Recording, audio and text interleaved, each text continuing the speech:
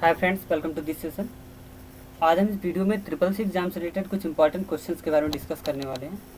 आज का हमारा जो पार्ट है ये पार्ट 3 है। इससे पहले मैंने 2 पार्ट्स ऑलरेडी डिस्कस कर रखे हैं जो कि 50 मोस्ट इंपॉर्टेंट क्वेश्चंस के रिलेटेड पार्ट थे, और उससे पहले मैंने चैप्टर वाइज वीडियोज़ भी पढ़ा रखे हैं। इन सबको आप हमारे चैनल की प्लेलिस्ट में जा करके देख सकते हैं। हमारा जो चैनल है वो है माई पैशन टेक्नोलॉजी। यहाँ प्लेलिस्ट में जा करके MS Word, MS Excel, Tally, उसके बाद आपका ट्रिपल सी, ये सब क्लासेस पा सकते हैं। तो चलिए आज का टॉपिक स्टार्ट करते हैं। आज का हमारा जो टॉपिक है वो 50 most important question for triple C exam. जैसा कि आप देख सकते हैं यहाँ पे ये पार्ट 3 है। तो चलिए देखते हैं आज का हमारा पहला क्वेश्चन क्या है। आज का हमारा पहला क्वेश्चन है, किसी नेटवर्क सिस्टम से जुड़े हुए पर्सनल कंप्यूटर को कहा जाता है। जो कोई नेटवर्क सिस्टम होता है, चाहे लोकल एरिया नेटवर्क का हो या कोई मेट्रोपोलिटन नेटवर्क हो या WAN हो, यानी कि वाइड एरिया नेटवर्क, इन सब नेटवर्क से जो जुड़े हुए पर्सनल कंप्यूटर्स होते हैं उनको क्या कहते हैं? तो इनको कहते हैं वर्क स्टेशन। जो हमारा कोई भी सिस्टम होता है, पर्सनल सिस्टम, उसे हम वर्क स्टेशन के नाम से जानते हैं। नेक्स्ट है आपका टेलीकॉम सिस्टम उदाहरण है, यानी कि जो टेलीकॉम सिस्टम है वो कौन सी नेटवर्क का उदाहरण है?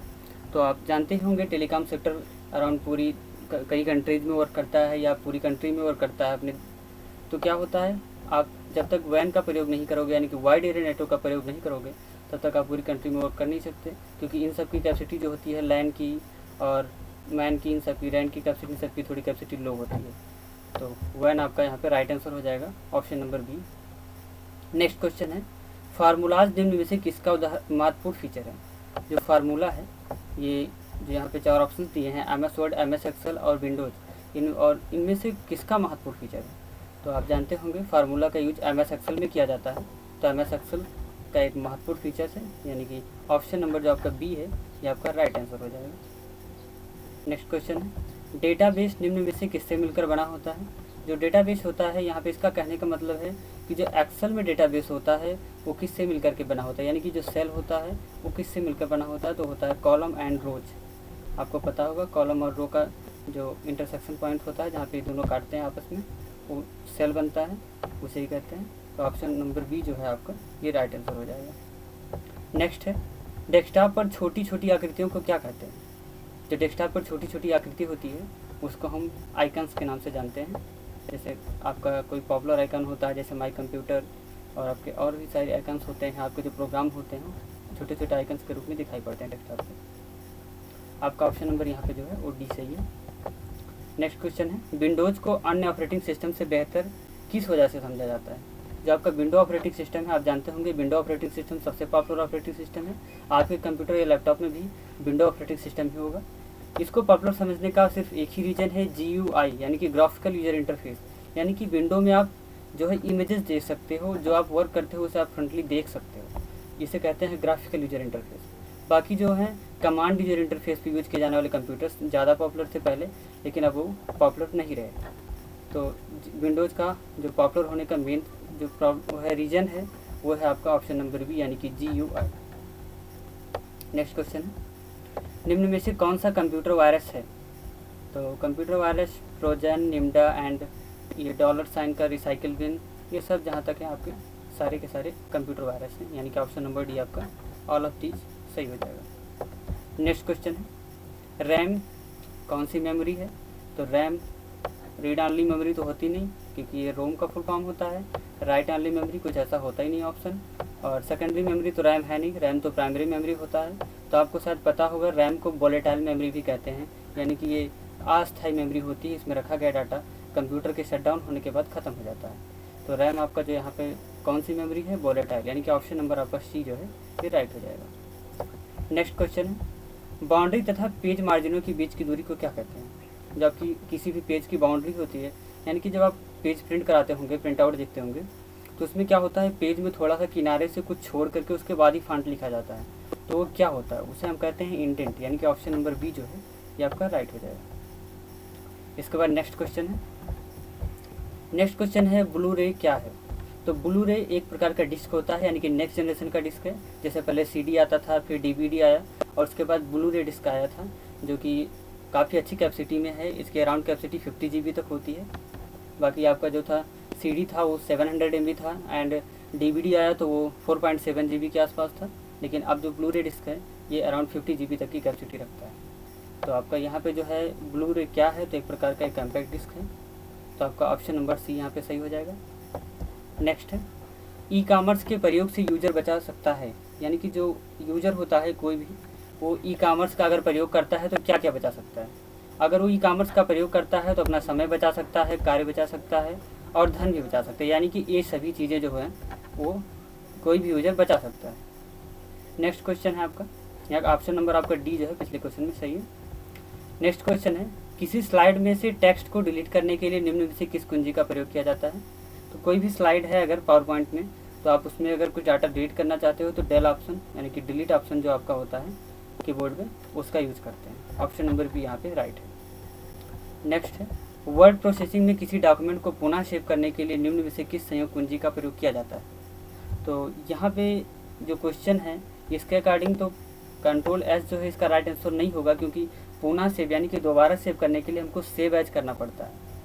तो एक बार सेव करने के लिए कंट्रोल एस होता है, लेकिन अब यहाँ पे कोई ऐसा ऑप्शन नहीं है अगर अदर ऑप्शन, इसी वजह से हम यहाँ पे कंट्रोल के साथ एस जो है इसे यूज करेंगे। ऑप्शन नंबर बी यहाँ पे सही हो जाएगा।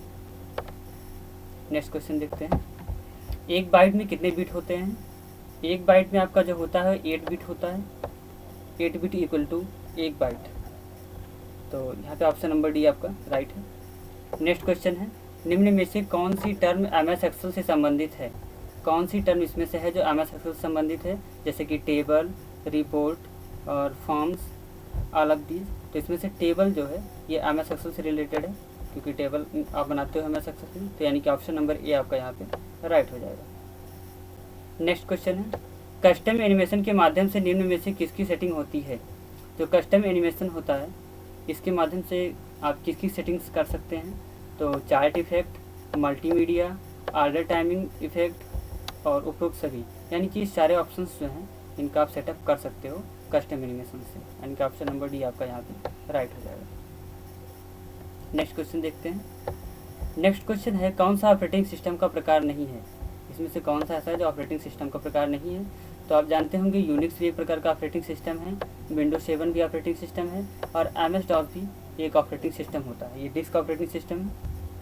तो यहाँ पे आपका जो राइट आंसर हो जाएगा इसका वो हो जाएगा डोर 3.1, यानी कि डोर 3.1 जो है ये कोई ऑपरेटिंग सिस्टम नहीं।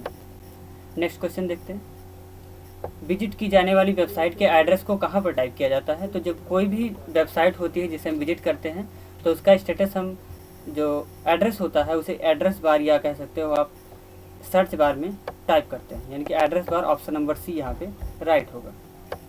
नेक्स्ट क्वेश्चन है, CRT में निम्न में से किसका भाग है। CRT जो है वो किसका भाग है।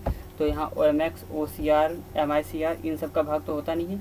अगर आपको पता होगा CRT एक प्रकार का मॉनिटर होता है और मॉनिटर का दूसरा नाम होता है BDU, यानी कि विजुअल डिस्प्ले यूनिट। तो आपका यहाँ पे जो राइट आंसर होगा option number C. Full forms आपको ध्यान रखने हैं सारी चीज़ों का, जैसे यहाँ पे वीडियो था तो वीडियो का पूरा नाम विजुअल डिस्प्ले यूनिट, तो इसको आपको ध्यान रखना। नेक्स्ट क्वेश्चन देखते हैं, रोम में उपस्थित अस्थायी प्रोग्रामों को कहा जाता है। जो रोम में यानी कि रीड ऑनली मेमोरी में जो प्रोग्राम्स होते हैं, परमानेंट प्रोग्राम्स होते हैं, उन्हें क्या कहते हैं। उनको कहते हैं BIOS। अब यहाँ भी इसका पूरा नाम होना आपको पता होना चाहिए, क्योंकि अक्सर एग्जाम में ऐसे जो फुल फॉर्म्स होते हैं पूछे जाते हैं। तो जो इसका पूरा नाम होगा वो बेसिक इनपुट आउटपुट सिस्टम, यानी कि BIOS। ऑप्शन नंबर डी यहाँ पे आपका राइट हो जाएगा। नेक्स्ट क्वेश्चन है, सबसे पहले कंप्यूटर को किस भाषा के प्रयोग से प्रोग्राम किया गया। जो आपका कंप्यूटर था सबसे पहले उसे कौन सी भाषा से प्रोग्राम किया गया था। तो वो था मशीनी भाषा, यानी कि मशीन लैंग्वेज से आपका किया गया था। तो वो है आप ऑप्शन नंबर डी, यहाँ आप देख सकते हैं ऑप्शन नंबर डी आपका जो राइट आंसर हो जाएगा। नेक्स्ट देखते हैं, MS एक्सेल में किसी सेल में प्रविष्ट किए गए नंबर्स स्वतः ही कौन सी अलाइनमेंट में होते हैं। तो MS एक्सेल हो या MS वर्ड हो, इसमें जो जनरली लेफ्ट अलाइनमेंट में ही होता है, यानी कि आपका लेफ्ट अलाइनमेंट यहाँ पे राइट आंसर हो जाएगा। नेक्स्ट क्वेश्चन देखते हैं, पावर पॉइंट का प्रयोग किस कार्य के लिए किया जाता है। तो आपको पता होगा पावर पॉइंट प्रेजेंटेशन बनाने के लिए होता है, यानी कि ऑप्शन नंबर डी आपका यहाँ पे राइट है, प्रेजेंटेशन की डिजाइनिंग में। नेक्स्ट है, इंटरनेट एक प्रकार का विभिन्न नेटवर्कों का संग्रह है, यानी कि कई नेटवर्क्स होते हैं उनका इंटरकनेक्शन है। तो ऑप्शन नंबर बी यहाँ पे आपका राइट हो जाएगा। नेक्स्ट क्वेश्चन है, कौन सा एक सर्च इंजन नहीं है। इसमें से कौन सा सर्च इंजन नहीं है? तो गूगल आपको पता है सबसे पॉपुलर सर्च इंजन है, याहू भी सर्च इंजन है और हॉटबॉट भी सर्च इंजन है, यानी कि इसमें से कोई ऐसा नहीं है जो सर्च इंजन नहीं है, यानी कि ऑप्शन नंबर डी आपका नन ऑफ दीज आपका राइट आंसर हो जाएगा। नेक्स्ट क्वेश्चन है, माइक्रो सेकंड को किस प्रकार से व्यक्त करते हैं? तो माइक्रो सेकंड को म्यू एस के द्वारा व्यक्त किया जाता है। आप यहाँ पे सिंबल देख सकते हैं, म्यू का सिंबल होता है, ये फिजिक्स वगैरह जिसने पढ़ी होगी उसको पता होगा। तो ये होता है माइक्रो सेकंड का सिंबल। ऑप्शन नंबर डी यहाँ पे इस क्वेश्चन का आपका राइट हो जाएगा। नेक्स्ट क्वेश्चन देखते हैं, MICR का प्रयोग निम्न में से किस कार्य को करने में होता है? MICR यानी कि मैग्नेटिक इंक कैरेक्टर रिकग्नाइजेशन या रीडर कहीं कहीं होता है, कहीं कहीं रिकग्नाइजेशन होता है। इसका प्रयोग चेक या क्रेडिट कार्ड को रीड करने के लिए किया जाता है।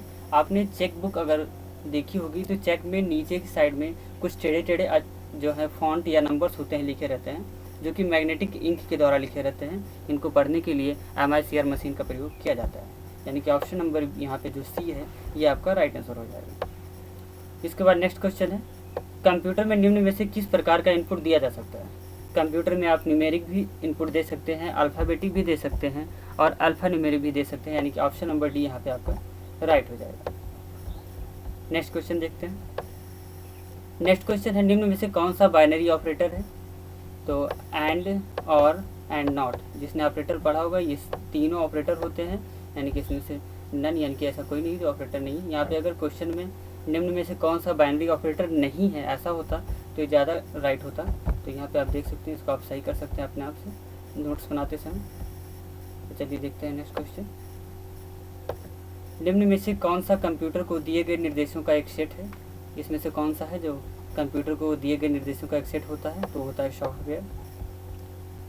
फिर नेक्स्ट क्वेश्चन देखते हैं, 1 KB इक्वल टू, तो 1 KB जो होता है वो किसके बराबर होता है? तो 1024 बाइट्स यानी कि 1024 बाइट्स के बराबर होता है 1 KB, यानी कि आपका यहाँ जो राइट आंसर हो जाएगा ऑप्शन नंबर ए हो जाएगा।